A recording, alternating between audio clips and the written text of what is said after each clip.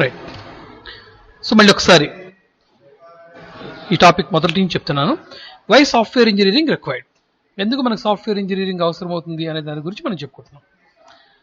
ఒక బిగ్గెస్ట్ ప్రాజెక్ట్ని మనం టేకప్ చేసినప్పుడు ఖచ్చితంగా ప్రిన్సిపల్స్తో కూడినటువంటి, అంటే శాస్త్రీయపరమైనటువంటి విధానాలను అనుసరించకపోతే మనం ఖచ్చితంగా ఒక బిగ్గెస్ట్ ప్రాజెక్ట్లో ఫెయిల్ అవుతాం.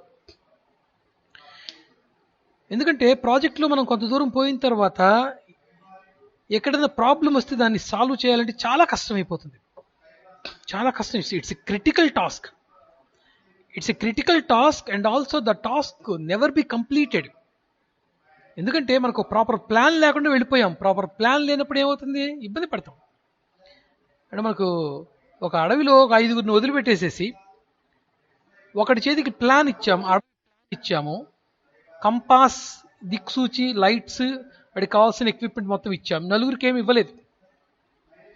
కొన్ని లక్షల ఎకరాల్లో ఉన్నటువంటి అడవి, దండకారణ్యం, క్రూర మృగాలు తిరిగేటువంటి అడవిలోకి 5గురిని పంపించేసి ఒకటికి అన్ని ప్లాన్స్ ఇచ్చేసాం, నలుగురికి ఇవ్వలేదు.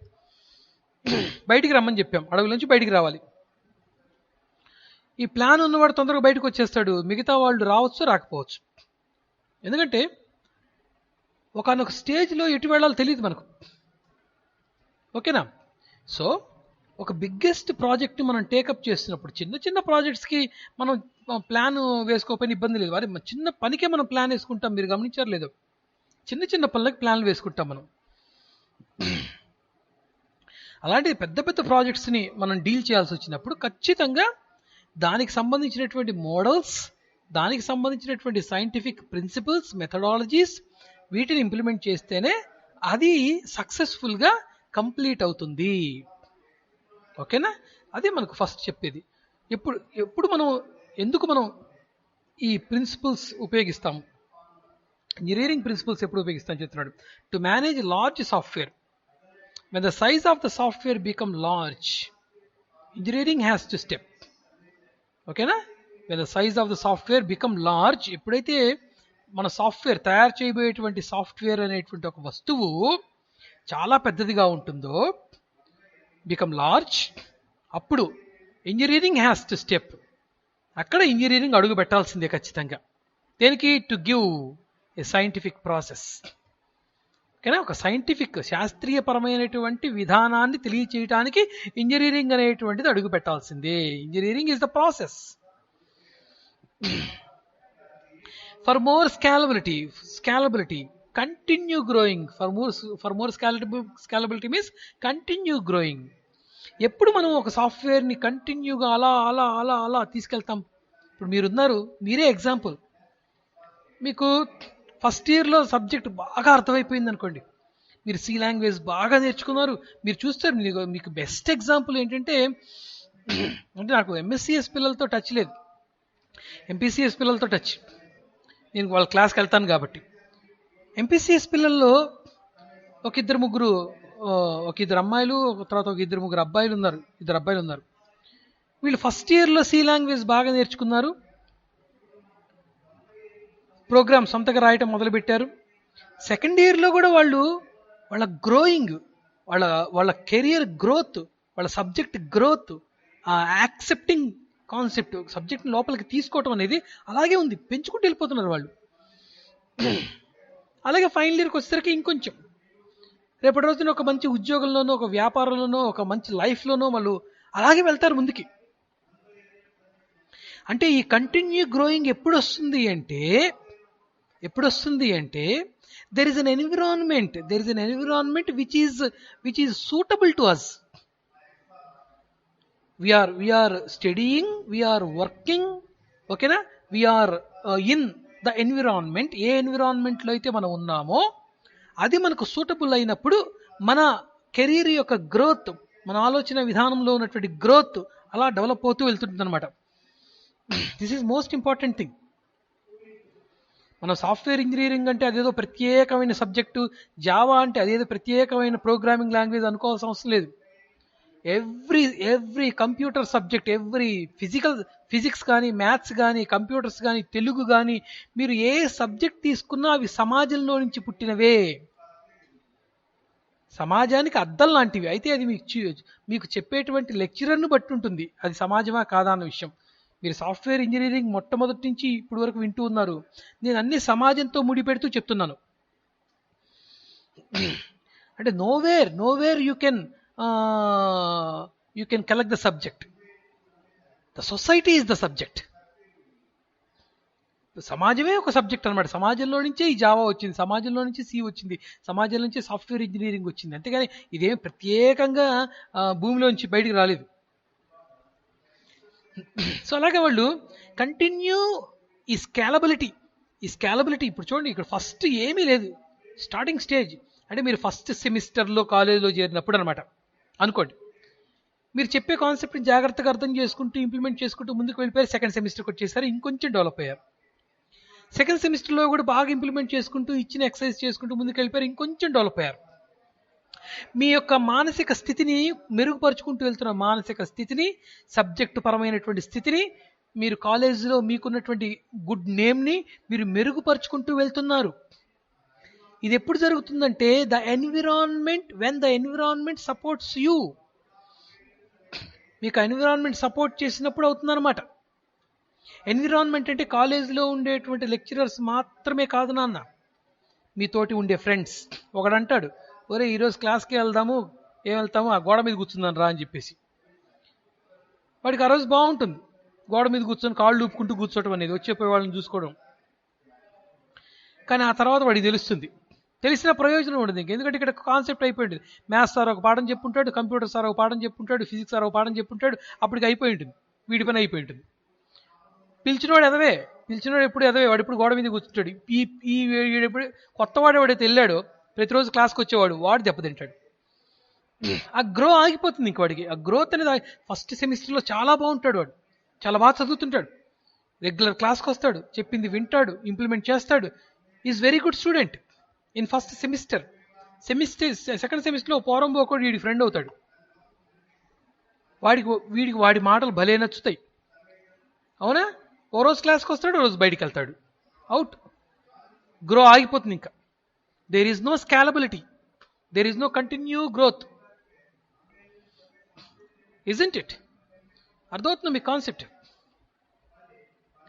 సో వితౌట్ ఎవరికి అట్లా ఆగిపోతుంది? ఎవరికైతే వాడి జీవితంలో ఒక సిస్టమాటిక్ రూల్స్ అండ్ రెగ్యులేషన్స్ పెట్టుకోడో వాడి లైఫ్ ఆటోమేటిక్గా డ్యామేజ్ అయిపోతూనే ఉంటుంది. సో ప్రాజెక్ట్ కూడా అంతే నాన్న. మనం ఒక సాఫ్ట్వేర్ని తయారు చేసిన తర్వాత ఆ సాఫ్ట్వేర్ నిరంతరం అప్డేట్ అవుతూ ఉంది అంటే, ఆ సాఫ్ట్వేర్ని మనం నిరంతరం అప్డేట్ చేస్తూ ఉన్నాము అంటే దానికి ప్రధానమైన కారణం ఏమిటంటే అది వర్క్ చేసేటువంటి ఎన్విరాన్మెంట్ కూడా వస్తుంది. నిరంతరం దాన్ని అప్డేట్ చేయగలుగుతున్నాము, నిరంతరం అప్డేట్ చేయగలిగిన సమర్థత మనకు ఉంది అంటే ఆ సాఫ్ట్వేర్ తయారీ అప్పుడే ఒక సిస్టమాటిక్గా సైంటిఫిక్ ప్రిన్సిపల్స్ని ఉపయోగిస్తూ డెవలప్ చేసినటువంటి సాఫ్ట్వేర్. అప్పుడే దాన్ని మనం మాడిఫై చేయగలం ఖచ్చితంగా. ఇప్పుడు మన ఇంట్లో ఒక ఎలక్ట్రానిక్ వస్తువు ఉందనుకోండి, మన టీవీ ఉందనుకోండి, టీవీ ఎప్పుడైనా చెడిపోయింది అనుకోండి, మనం ఒక టీవీ సర్వీస్ చేసే వాళ్ళ దగ్గర తీసుకెళ్తాం. వాళ్ళు వెంటనే టీవీకి ఒక సర్క్యూట్ బోర్డు ఉంటుంది అనమాట. లోపల వైపు ఒక పేపర్ అంటించి ఉంటుంది. టీవీ యొక్క సర్క్యూట్ బోర్డు డిజైన్ ఉంటుంది దాని మీద. వాడు దాని ప్రకారం చూస్తాడనమాట, ఎలా పడితే అలా చూడ్డు.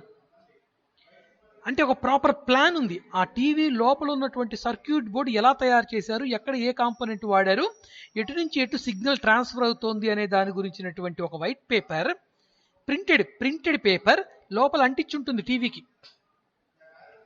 దాన్ని ఫాలో అవుతాడు టెక్నీషియన్. మనం చాలా సందర్భాల్లో చూస్తూ ఉంటాం. ఓకే, అంటే మనకి ఈ మధ్య నేను ఒక సినిమా చూశాను, ఘాజీ అని చెప్పేసి. ఐ థింక్ ఘాజీ ఒక సబ్మెరైన్ సినిమా. అది సబ్మెరైన్ సంబంధించినటువంటి సినిమా.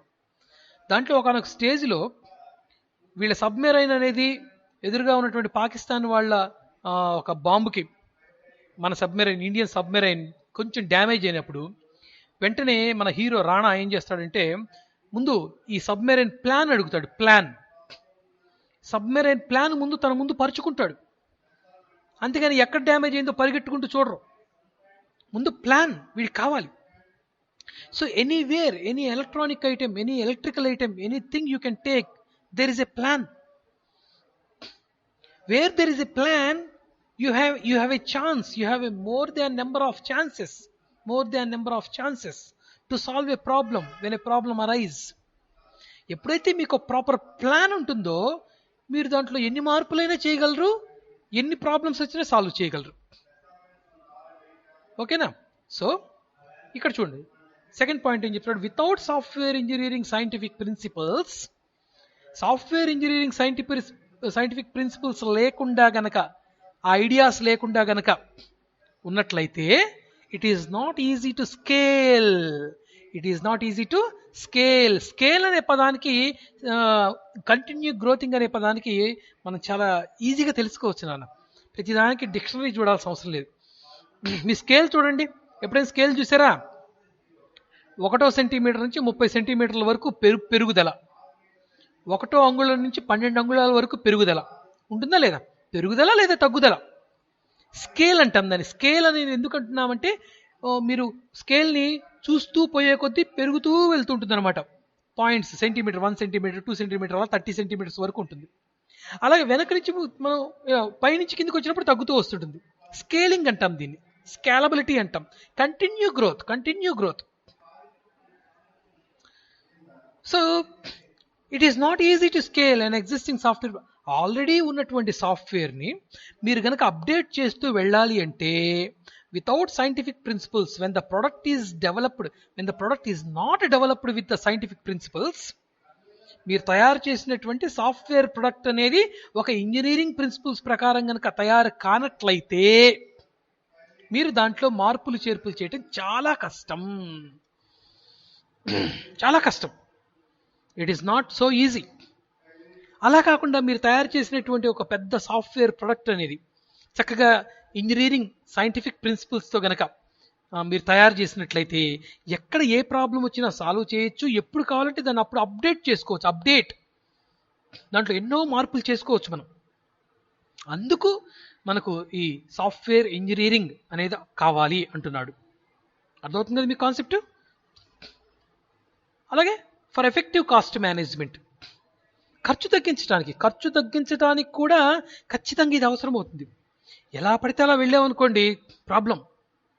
అలా కాకుండా ప్లాన్ పెట్టుకుని వెళ్ళామనుకోండి, ఖర్చు తగ్గుతుంది, సమయం ఆదా అవుతుంది, అవునా, సక్సెస్ఫుల్గా పూర్తవుతుంది. ఎక్కడ ఏ ప్రాబ్లం వచ్చినా సరి చేసుకోవచ్చు. ఎన్ని లాభాలు చూడండి, ఎన్నో లాభాలు ఉంది మనకి ఇక్కడ. లైఫ్ని ఒక ప్రిన్సిపుల్డ్ ప్రకారం తీసుకెళ్ళిన వాడు లైఫ్లో సక్సెస్ అయిపోతాడు. వాడికి మిగతా వాళ్ళకైనట్టు ఖర్చులు కావు, మిగతా వాడికి అయినట్టు కష్టాలు ఉండవు, అవునా? అలా కాకుండా ప్రిన్సిపల్స్ అనేవి లేకుండా లైఫ్లో ఎలా పడితే అలా వెళ్ళేవాడికి ఎప్పుడూ కష్టాలే, నిరంతరం కష్టమే. వాడికి ఏ అడుగు వేద్దామన్న భయమే, ఏమవుతుందో అనేటువంటి భయం, అవునా? కుటుంబాన్ని వాడు పాపం పోషించలేడు. కాబట్టి ప్రిన్సిపుల్డ్ లైఫ్ ఎంత ఇంపార్టెంటో, ఇంజనీరింగ్ ప్రిన్సిపల్స్ అనేవి కూడా ఒక సాఫ్ట్వేర్ తయారీలో అంతే ఇంపార్టెంట్. దానివల్ల the cost can be effectively managed. అంటే దానికి అయ్యేటువంటి ఖర్చుని మనం సాధ్యమైనంత వరకు నియంత్రించవచ్చు, తగ్గించవచ్చు. ఓకే, ఇక్కడ అదే చెప్తున్నాడు చూడండి. For effective cost management the cost of programming remains high. ఎప్పుడు హై అవుతుంది, ఎప్పుడు ఎక్కువ అవుతుంది అంటే, if the proper software engineering process is not adapted. ఎక్కడైతే ఒక ప్రాపర్ వేలో ఇంజనీరింగ్ ప్రాసెస్ని మనం అడాప్ట్ చేసుకోమో, అంటే అవలంబించమో, అడాప్ట్ చేసుకోవడం అంటే దత్తత తీసుకోవడం అంటారులేండి, అవలంబించమో, అక్కడ ఖచ్చితంగా సాఫ్ట్వేర్ తయారీకి అయ్యేటువంటి సమయం ఎక్కువే, ధనము ఎక్కువే, రిస్క్ ఎక్కువే. కాస్ట్ అంటే మీరు కేవలం డబ్బు అనుకోవాకండమ్మా. కాస్ట్ అంటే రిస్క్ కూడా వస్తుంది. కష్టము, ఖర్చు, సమయం వృధా అవటము, అంటే వెచ్చించటం రకరకాలుగా వెచ్చిస్తాం మనం. డబ్బుని వెచ్చిస్తాం, సమయాన్ని వెచ్చిస్తాం, కష్టాన్ని వెచ్చిస్తాం, అవునా? మనం అంటుంటాం కదా, నేను ఎంత కష్టపడ్డానో, నా కష్టాన్ని ఎంత పెట్టానో ఇక్కడ అంటుంటాం మనం. నా శారీరక కష్టాన్ని ఎంత పెట్టానో ఈ పనిలో అంటుంటాం మనం. నా డబ్బులు ఎంత పెట్టానో అంటుంటాం, నా సమయాన్ని ఎంత పెట్టానో అంటుంటాం. అంటే వెచ్చించడం అంటే, ఖర్చు పెట్టడం అంటే కేవలం డబ్బు మాత్రమే కాదు. కష్టాన్ని ఖర్చు పెడతాము, సమయాన్ని ఖర్చు పెడతాము, జీవితాన్ని కూడా ఖర్చు పెడతాం. So for effective cost management, ఈ ఖర్చుని నియంత్రించాలి అంటే ఈ ప్రిన్సిపల్స్ అనేవి చాలా అవసరము. సాఫ్ట్వేర్ ఇంజనీరింగ్ ప్రిన్సిపల్స్ అనేవి అత్యంత అవసరము అని చెప్తున్నాడు. నాలుగో పాయింట్ ఏంటి? To manage dynamic nature of the software. To manage the dynamic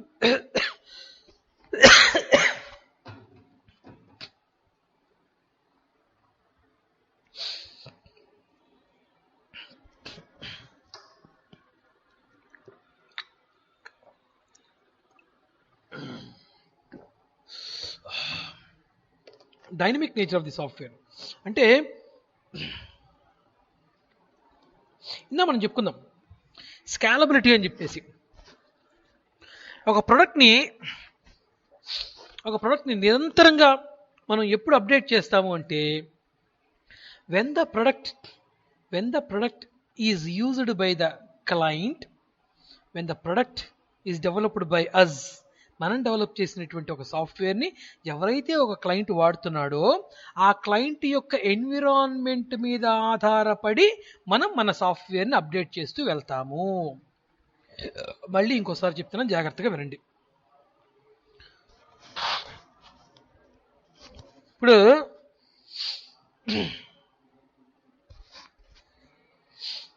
మీకు బెస్ట్ ఎగ్జాంపుల్ చెప్తాను. వీళ్ళ వ్యవసాయం చేసే పిల్లలు ఉంటారు, వీళ్ళకి బాగా తెలుసు. వ్యవసాయం చేసే వాళ్ళకి ట్రాక్టర్ అనేది చాలా అవసరం, అవునా? ట్రాక్టర్తో ఏం చేస్తాము, చక్కగా ఈ ఎడ్లు అనేవి అందుబాటులో లేనప్పుడు మనం పొలాన్ని చక్కగా ఎన్నిసార్లైనా దున్నుకోవచ్చు, అవునా? పొలాన్ని మెత్తగా చక్కగా మార్చుకోవచ్చు, పిచ్చి చెట్లు ఉంటే తీసేసుకోవచ్చు. మన ప్రాంతంలో అంటే మార్కాపురం ప్రాంతంలో ఉండేటువంటి రైతుల ట్రాక్టర్లకి టైర్తో ఉన్నటువంటి చక్రాలు మాత్రమే ఉంటాయి. టైర్ అంటే రబ్బర్తో ఉన్నటువంటి ఒక రబ్బర్ లోపల ఇనుము ఉంటుంది, అలా ఆ చక్రాలు ఉంటాయి.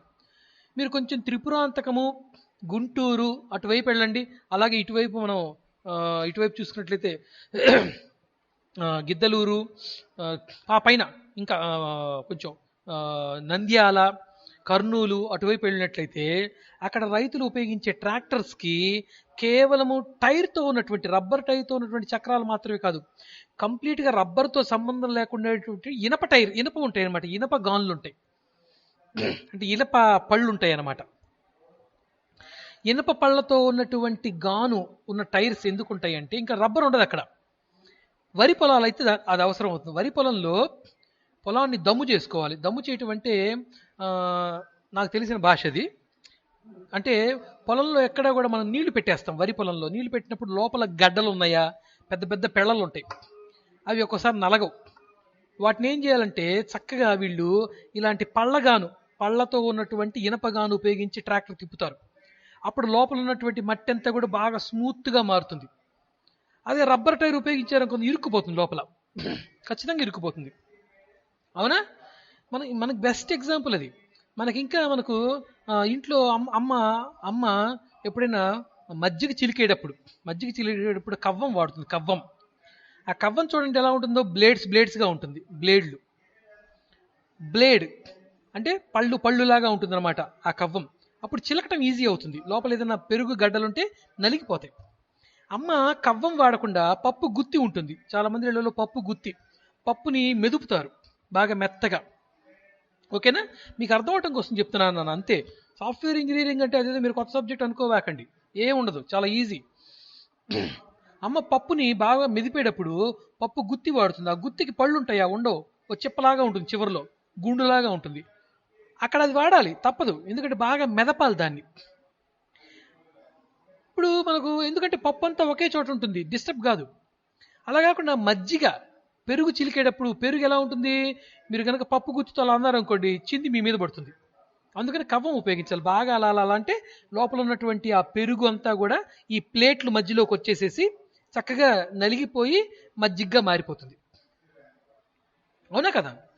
సో ఒక రైతు మామూలు చక్రాలు ఉన్నటువంటి అంటే ట్రాక్టర్ కొన్నప్పుడు ఏవైతే రబ్బర్ టైర్స్ ఉంటాయో ఆ టైర్స్తో పాటుగా తను ఇనప పళ్ళు ఉన్నటువంటి గాను కూడా తను కొంటున్నాడు అంటే ఏమిటి అర్థము?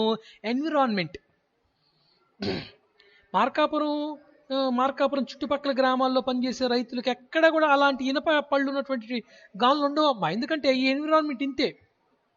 ఎన్విరాన్మెంట్ ఎప్పుడైతే మారిందో, రైతు ఎప్పుడైతే ఇక్కడి నుంచి వెళ్ళిపోయి కర్నూలులో ఉంటున్నాడో, ఈ రబ్బర్ టైర్స్తో ఉన్నటువంటి చక్రాలతో పాటుగా ఆ పళ్ళ చక్రం కూడా తీసుకుంటాడు. ఎందుకంటే అక్కడ వరి పంట వేయాలి కాబట్టి, వరి పంటకు అనుకూలమైనటువంటి నేలను తయారు చేసుకోవాలి కాబట్టి. I think you understood the concept. నీకు ఇప్పుడు అర్థమైంది అనుకుంటున్నాను కాన్సెప్ట్. సో ఎప్పుడు కంటిన్యూస్ గ్రో, ఎప్పుడు ఆ స్కాలబిలిటీ మనం మెయింటైన్ చేస్తాము అంటే ఎన్విరాన్మెంట్, ఇందాక చెప్పుకుంది కూడా అదే కదా, environment. Dynamic nature of software అంటాం దీన్ని. డైనమిక్ నేచర్, సాఫ్ట్వేర్కి డైనమిక్ నేచర్ ఎప్పుడు వస్తుంది? డైనమికిజం అంటే ఏంటి? ఎప్పటికప్పుడు మార్పు మార్పు మార్పు మార్పు చేసుకుంటూ వెళ్ళటం. అది దేని మీద డిపెండ్ అయి ఉంటుంది అంటే the software is using in which environment. మనం తయారు చేసిన సాఫ్ట్వేర్ ఏ ఎన్విరాన్మెంట్లో వర్క్ చేస్తుందో ఆ ఎన్విరాన్మెంట్ని బట్టి ఉంటుంది అనమాట. ఓకేనా? పాయింట్ చెప్తున్నాడు చూడండి ఇక్కడ. The continuously growing and adapting nature of programming అంటే నిరంతరం ఎదుగుతూ ఉండేటువంటి సాఫ్ట్వేర్ ఎదగటం, నిరంతరం ఎదగటం, అలాగే నిరంతరం అడాప్టేషన్ అంటే మార్పులు చేర్పులు జరగటం. ఈ నేచర్ ఎప్పుడు ప్రోగ్రామింగ్లో ఉంటుంది అంటే హ్యూజ్లీ ఎక్కువగా ఎప్పుడు ఉంటుందంటే it's depends upon the environment in which the client works. మన దగ్గర సాఫ్ట్వేర్ తీసుకున్నటువంటి వ్యక్తి, క్లయింట్, వాడు ఏ ఎన్విరాన్మెంట్లో మన సాఫ్ట్వేర్ వాడుతున్నాడో దాన్ని బట్టి మన సాఫ్ట్వేర్ యొక్క అప్డేషన్స్, మన సాఫ్ట్వేర్ యొక్క గ్రోత్ ఉంటుంది. సపోజ్ యూజరు ఒక మెషిన్ పెట్టుకున్నాడు, ఒక కంప్యూటర్ పెట్టుకున్నాడు తన ఇంట్లో. ఆ కంప్యూటర్లో మనం ఇచ్చిన సాఫ్ట్వేర్ పెట్టుకున్నాడు. ఇప్పుడు తను యూజర్ ఇప్పుడు మారాడు. యూజరు కాస్త డబ్బు సంపాదించాడు. ఒక కంప్యూటర్ లేదు, 100 కంప్యూటర్స్ కొన్నాడు.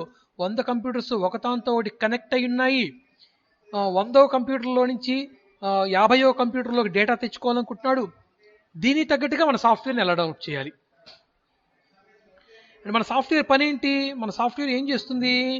కంప్యూటర్లో ఉన్న డేటాని అట్నుంచి ఇటు, ఇట్నుంచి అటు, ఆ అప్లికేషన్ నుంచి ఈ అప్లికేషన్కి, ఈ అప్లికేషన్ నుంచి ఆ అప్లికేషన్కి డేటా ట్రాన్స్ఫర్ చేస్తుంది అనుకుందాం మనం తయారు చేసే సాఫ్ట్వేర్. ఓకేనా?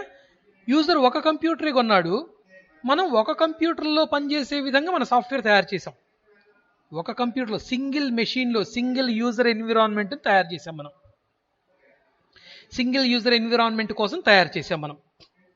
ఇప్పుడు యూజర్ సంపాదన పెరిగింది, 1 కంటే ఎక్కువ కంప్యూటర్స్ తీసుకున్నాడు, 100 కంప్యూటర్లు కొన్నాడు, పెద్ద రూమ్ తీసుకున్నాడు, 100 మంది ఎంప్లాయీస్ని పెట్టుకున్నాడు. ఇప్పుడు 100 మంది పనిచేస్తున్నారు. ఇప్పుడు ఇంతకుముందు మనం తయారు చేసిన సాఫ్ట్వేర్ కేవలం ఒక కంప్యూటర్లో ఉన్నటువంటి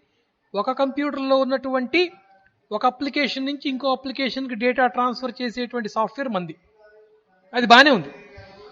ఇప్పుడు యూజర్ 100 కంప్యూటర్లు కొన్నాడు కదా, మరి యూజరు 1వ నెంబర్ కంప్యూటర్ దగ్గర పనిచేస్తున్నాడు, వీడికి 90వ నెంబర్ కంప్యూటర్ దగ్గర ఉన్నటువంటి డేటా కావాలి. తెచ్చుకోలేడు కదా, పోయి చేత్తో పట్టుకొచ్చేది కాదు డేటా అంటే. యూజర్ ఏమంటాడు? నాకు అక్కడున్న 90వ కంప్యూటర్లో ఉన్న డేటా 1వ కంప్యూటర్లోకి రావాలి అంటాడు. మనం ఇచ్చిన సాఫ్ట్వేర్ ఒక కంప్యూటర్లో ఉన్నటువంటి అప్లికేషన్స్ మధ్యలో డేటా ట్రాన్స్ఫర్ చేసేది. సో పనిచేయదు మంది. అప్పుడు ఏం చేయాలి? అప్డేట్ చేయాలి ఖచ్చితంగా. అవునా కదా? అప్డేట్ చేసిస్తాం. ఈసారి వాడేమంటాడు? 100 కంప్యూటర్స్ ఒక ఊర్లో ఉన్నాయి, 100 కంప్యూటర్స్ ఇంకొక ఊర్లో ఉన్నాయి, ఇంకో 100 కంప్యూటర్స్ ఇంకో ఊర్లో ఉన్నాయి. ఇప్పుడు నాకు ఆ ఊర్లో ఉన్న డేటా ఈ ఊర్లోకి రావాలి అంటాడు. ఇంతకుముందేమో ఒక కంప్యూటర్లో మాత్రమే ఒక అప్లికేషన్ నుంచి ఇంకో అప్లికేషన్కి డేటా ట్రాన్స్ఫర్ చేసే సాఫ్ట్వేర్ మనం తయారు చేసాం తప్పులు లేకుండా. వాడు కంప్యూటర్స్ పెంచుకున్నాడు, అన్నీ ఒకే గదిలో ఉన్నాయి. మనం సాఫ్ట్వేర్ అప్డేట్ చేసాం.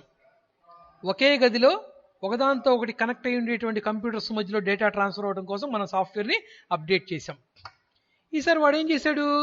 వేరే ఊళ్ళల్లో పెట్టేశాడు, కొత్త బ్రాంచెస్ ఓపెన్ చేశాడు. అవునా? మళ్ళీ మనం సాఫ్ట్వేర్ అప్డేట్ చేయాలి. ఈసారి వాడు ఏం చేశాడు? వేరే దేశానికి కూడా వెళ్ళిపోయాడు. వాడికి అమెరికాలో బ్రాంచ్ ఉంది, ఇండియాలో బ్రాంచెస్ ఉన్నాయి, తర్వాత చైనాలో బ్రాంచెస్ ఉన్నాయి, జపాన్లో బ్రాంచెస్ ఉన్నాయి, ఇలాగా టోటల్ వరల్డ్ వైడ్ బ్రాంచెస్ ఉన్నాయి. వాడు మన దగ్గరికే వస్తాడు. మళ్ళీ మనం దానికి తగ్గట్టుగా సాఫ్ట్వేర్ని అప్డేట్ చేయాలి. ఓకేనా? అది చెప్తున్నాడు చూడండి. The continuously growing and adapting nature of programming. Adapting nature అంటే కొత్త వాటిని ఆహ్వానించడం, కొత్త వాటిని అడాప్ట్ చేసుకోవడం. ప్రోగ్రామింగ్ ఎప్పుడు కొత్తగా మారుతుంది, కొత్తగా అప్డేట్ అవుతుంది అంటే అది యూజర్ వర్క్ చేసేటువంటి ఎన్విరాన్మెంట్ని బట్టి మనం ప్రయత్నం చేస్తాం. అంతే కదా. ఇప్పుడు మీ క్లాస్లో ఎక్సలెంట్గా వినేవాళ్ళు ఉన్నారనుకోండి, మేము చెప్పే విధానాన్ని మార్చుకుంటాం. అవునా? ఎంత చెప్పినా వినట్లేదు మీరు క్లాసు, మీకేం అర్థం కావట్లేదు, అర్థం చేసుకునే స్థితి కూడా మీకు లేదనుకోండి, మేము 4 ముక్కలు చెప్పి ముగిస్తాం. అవునా కదా? ఇప్పుడు నేను ఇంత ఈ స్థాయిలో ఎక్స్ప్లెనేషన్ ఎందుకు ఇస్తున్నాను అంటే, మీ క్లాస్లో వినే పిల్లలు ఉన్నారు. నేను ప్రూవ్ చేసుకున్నా. అర్థమైందా? నేను వాళ్ళని ఉద్దేశించి కూడా పాఠం చెప్తున్నాను. ఇటు అసలు అర్థం కాని వాళ్ళకి చెప్తున్నాను, అలాగే నిరంతరం వర్కౌట్ చేస్తూ నిరంతరం వాళ్ళ సబ్జెక్ట్ మీద బాగా గ్రిప్ సంపాదిస్తూ ఉండేటువంటి పిల్లలు కూడా ఉన్నారు. కాబట్టి అసలు అందరూ చచ్చు విత్తనాలు అనుకోండి, ఫైనల్ ఇయర్ కంప్యూటర్ బీఎస్సీ మొత్తం కూడా, అప్పుడు మనం ఇంత ఎక్స్ప్లెనేషన్ ఉండదు. 4 ముక్కలు చెప్పేస్తాం, అయిపోతుంది, క్లియర్. సబ్జెక్ట్ కూడా తొందరగా అయిపోతుంది. ఎప్పుడు మమ్మల్ని మేము మార్చుకుంటాము, ఎప్పటికప్పుడు అప్డేట్ చేసుకుంటామంటే based on the environment we are working. మేము ఏ ఎన్విరాన్మెంట్లో పాఠం చెప్తున్నాము, ఎలాంటి పిల్లల్ని ఎదురుగా పెట్టుకో మేము పాఠం చెప్తున్నాము.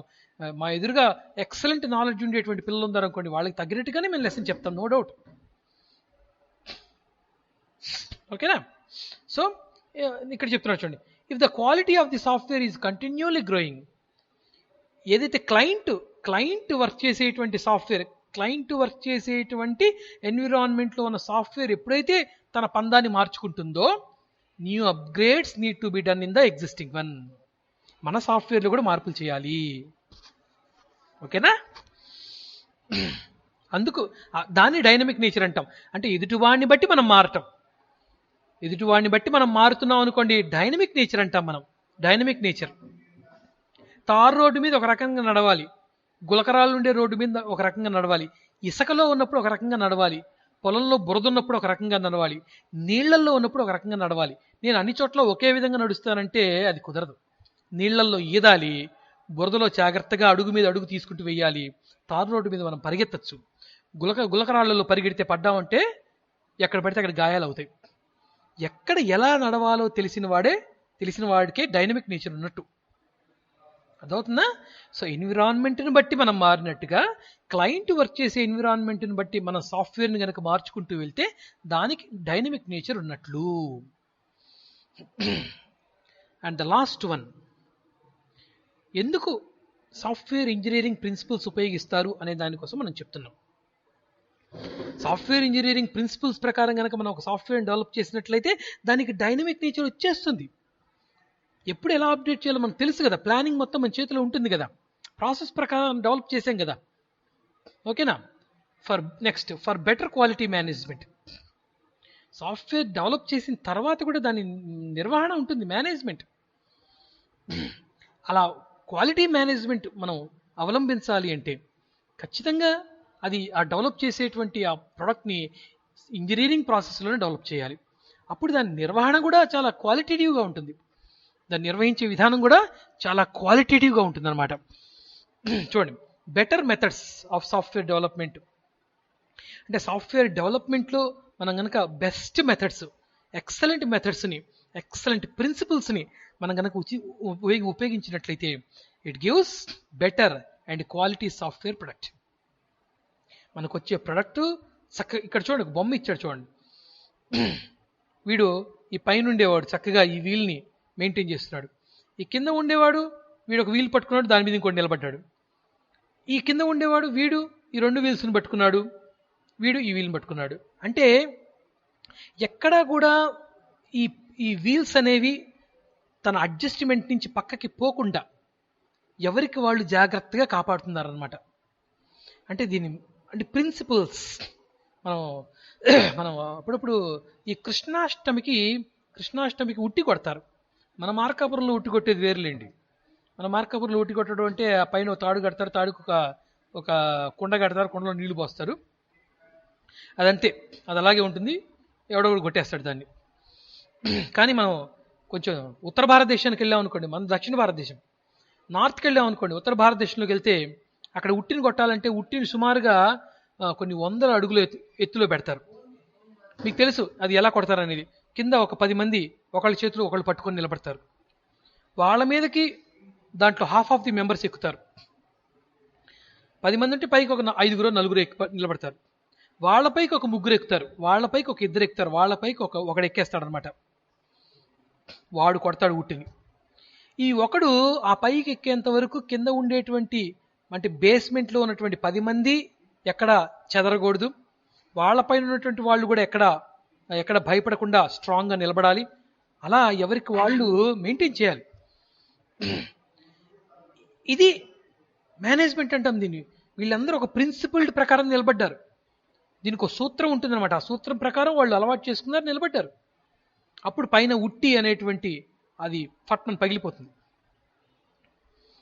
సో ఎప్పుడైతే మనం ఇంజనీరింగ్ ప్రిన్సిపల్స్ ఉపయోగించి మనం ఒక సాఫ్ట్వేర్ని తయారు చేస్తామో దాని కాస్ట్ మేనేజ్మెంట్ చాలా ఈజీ అవుతుంది, దానికి డైనమిక్ నేచర్ ఉంటుంది, దాని క్వాలిటీ ఎక్సలెంట్గా ఉంటుంది, దాన్ని నిర్వహించడం కూడా చాలా ఈజీ అవుతుంది.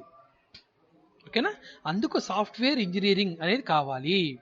Software engineering is the process to develop a software product using some scientific principles and methods.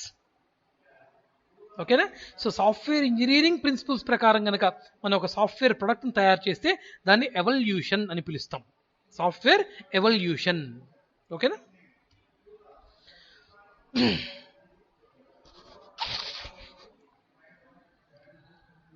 So that's over.